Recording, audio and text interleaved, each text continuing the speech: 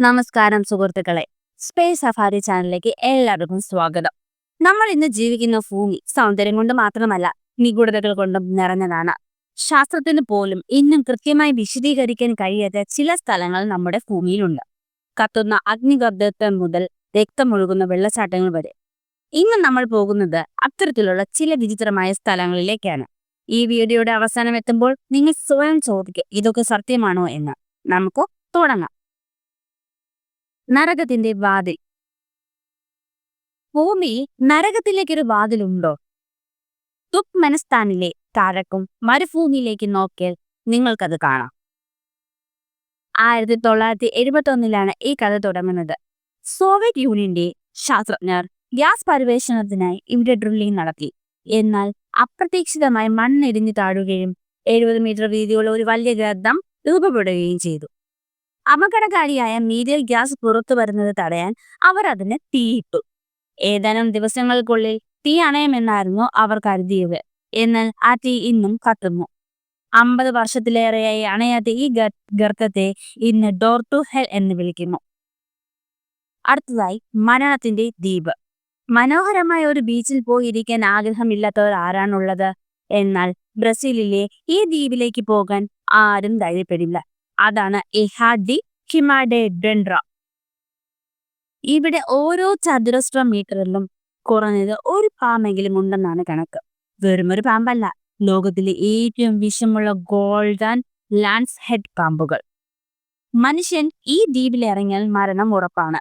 അതുകൊണ്ട് തന്നെ Brazilian navy ഈ ദ്വീപിലേക്കുള്ള പ്രവേശനം പൂർണ്ണമായും നിരോധിച്ചിരിക്കുകയാണ്. ഈ പാമ്പുകളുടെ വിഷം മനുഷ്യന്റെ മാംസം വരെ ഊരിക്കളയാൻ ശേഷിയുള്ളതാണ്. രക്തമൊഴുകുന്ന വെള്ളച്ചാട്ടം. മഞ്ഞ് പുതച്ച അന്റാർട്ടിക്കയിൽ വെളുത്ത ഐസിനടിയിലൂടെ രക്തമൊഴുകുന്നത് കണ്ടാൽ ആരും ഒന്ന് ഭയക്കും. 1911 ശാസ്ത്രജ്ഞർ ഇത് ആദ്യമായി ശ്രദ്ധിക്കുന്നത്.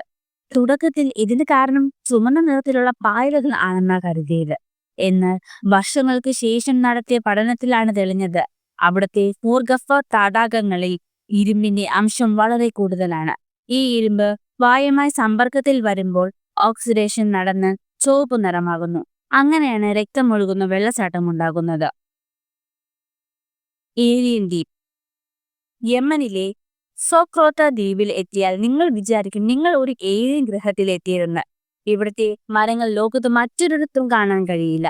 പ്രധാനമായും ഡ്രാഗൺ ബ്ലഡ് ട്രീ.